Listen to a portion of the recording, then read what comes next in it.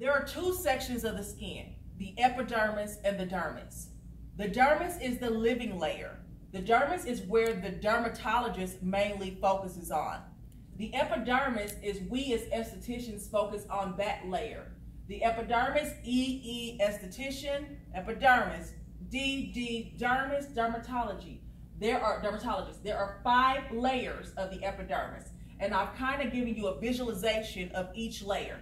So, the basement membrane, that's the bottom layer. Just like if we were to go downstairs in my basement, that's the what layer of my house? Bottom. The basement layer. I made it kind of look like a street because I thought that would give you the analogy is now we're moving on up to the next layer. So the next layer is the stratum germativum. That's 1 layer thick. And in the stratum germativum, that's where all the new cells of the skin begin. So in that layer is like the birth of the skin. That's stratum germativum. Now, when we look at the middle layer, which is the stratum spinosum, I made it bigger so you know that the stratum spinosum is the biggest layer of the 5 layers. In the stratum granulosum, that's where melanin granules are found. So that's where color is. Color begins in the stratum spinosum. Your immune cells are found here. So this is what helps you to fight off antigens. It starts there. It's also called the spiny layer, and how you can correlate the two is spinosum, spiny layer, okay? The next layer we have is the stratum granulosum. So if you take that granulosum, you know that granules are found here, right? Which one pointed that? This one above here, right here. So the stratum granulosums are where granules are found. It's also where keratinization starts. And keratinization is basically where the cell starts to die. So this is where the cell dies, okay? Because the closer it gets to the surface, it would need to be dead for us, the esthetician, to focus on. Because if it was alive, they would be going to what person? Dermatologist. So anything that's alive is out of our realm of expertise. Okay? So the example I gave you was rice. Because you know grains of rice or granules of rice are small. So I thought that the granules, grains, and stuff will help you to think of rice. Okay, the next layer is the stratum lucidum. I didn't put anything there because it's clear. If my bottle is clear, that means what? I can see through it. So I don't have invisible clear chalk. So I wrote clear and it's visible. And how we know it's the stratum lucidum is all around our body, but the most part that it's shown on is on the palms of our hands and the soles of our feet. And how you can tell that it's clear is because if you look through it, you can see all the little lines in there. But if you turn around and look at your arm, what do you see? Do you see any little lines on your arms? No, because that would be straight up the corneum layer.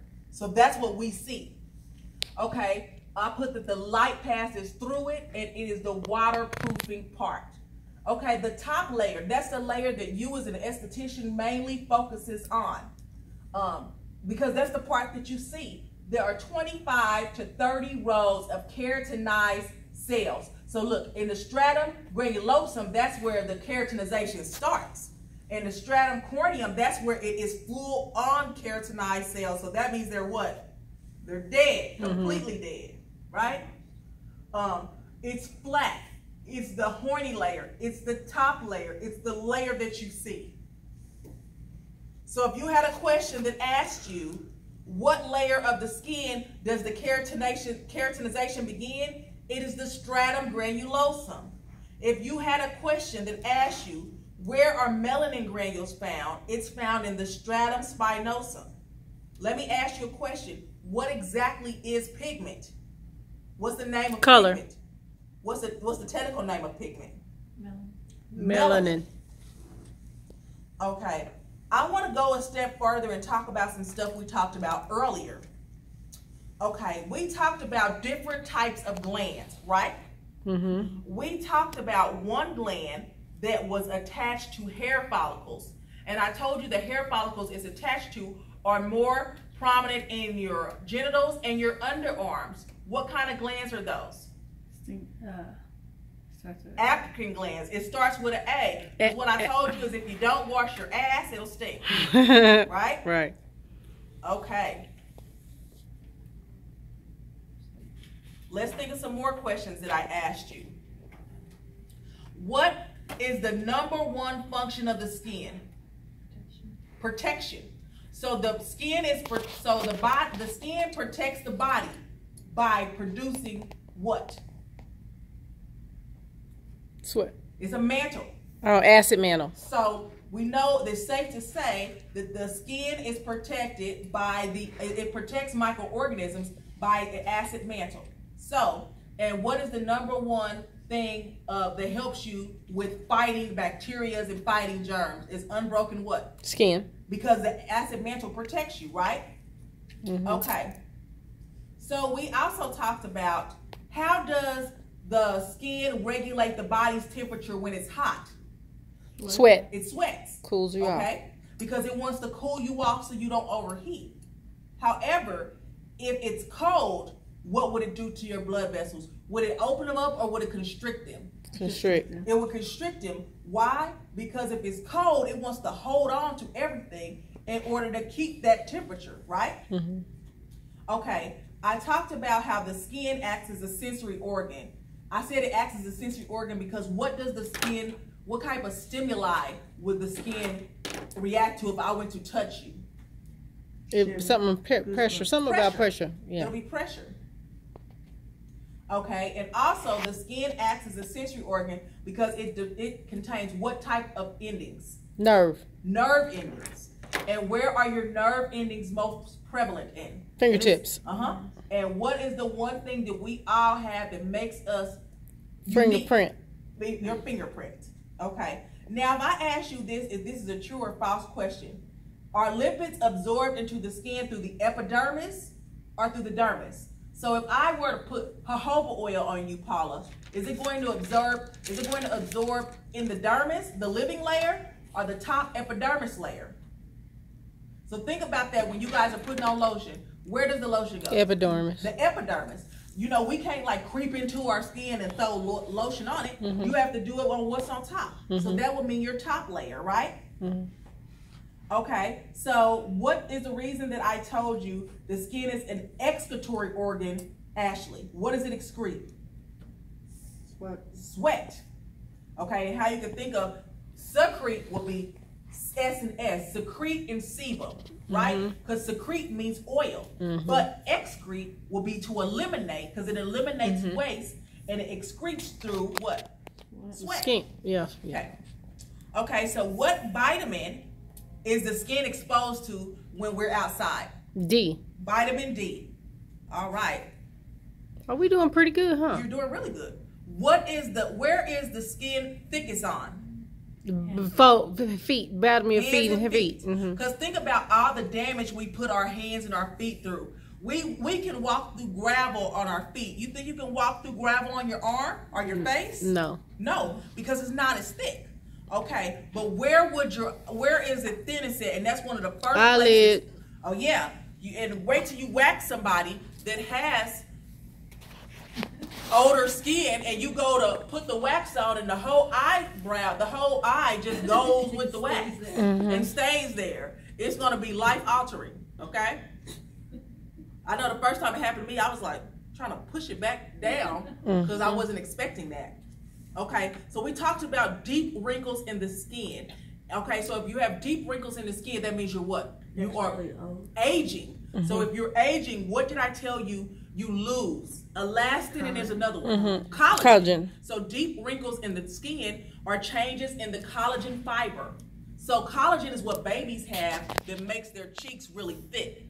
You know how we did the experiment where we touched everyone's face? However, as you get older, that depreciates. Or what's the other word that I gave you? It atrophies. So that will mean changes in the collagen is what causes deep wrinkles. Okay, I gave you another example. Natural creases in the skin are known as what? Is it Langerhans or Langer lines? Langer lines. But when it talks about immunity, it means Langerhans. So don't mix up the two. Okay. What is one factor that I gave you that is responsible for skin color? And I told you when someone is deceased, they don't have it. Melanin. No. They still got melanin. Oh. No. Blood. When the blood supply is gone, it changes your color. That's why you turn blue. People, they look kind of bluish or they look ashy because they don't have the blood. I mean, they don't have the blood supply. And what does also red blood cells have? Y'all might not know this. Red blood cells have oxygen, which helps to oxygenate the skin. So if you're deceased, your blood is not flowing, so you don't have that stuff. So that means your color would drain. Okay, let's see if you guys remember. What did I tell you passes through the stratum lucidum? And it's why you can see. Light. Light. Boom. How many times thicker did I tell you the dermis? 25. 25 times. The dermis is 25 times thicker than the epidermis. Okay? Now I want to see if you remember this. I gave you 2 notes. You might not remember it.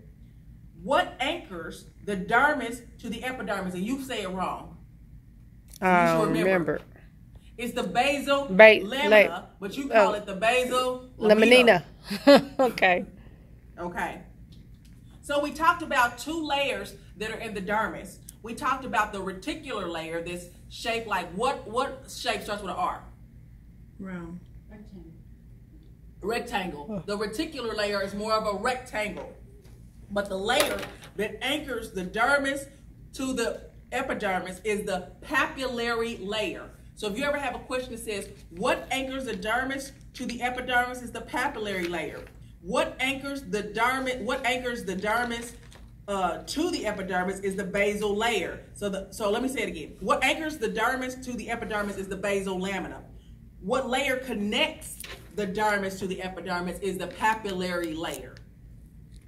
So you guys did pretty good. Gigi did pretty good. She was spelling out like it was. You answered nearly 16 questions in that one thing. Excellent. 16. How many are there? 33, but you did pretty good. Uh-oh. Okay. My battery about to die now. Okay.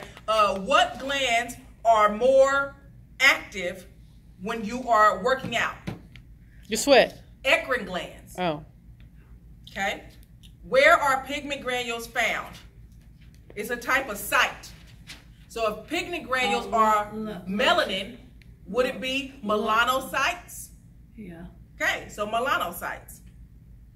Okay, which fibers are dispersed to sweat and oil glands?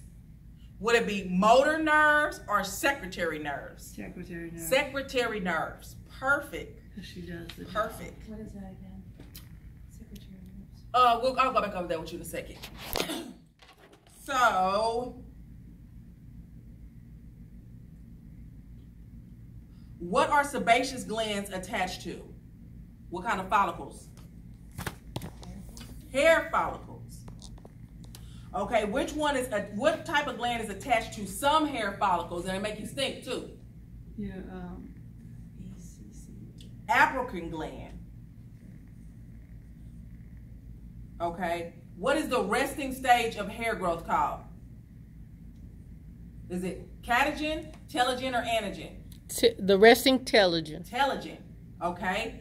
The stage of hair growth in which the follicle can shorten and a club hair can form. The middle one. Catagen. Okay. So. That's before you came. Yeah. So I don't know if you guys even looked over the nails. That's why I want to draw a picture of the nail. So I think I'm going to stop with that right there. Okay. So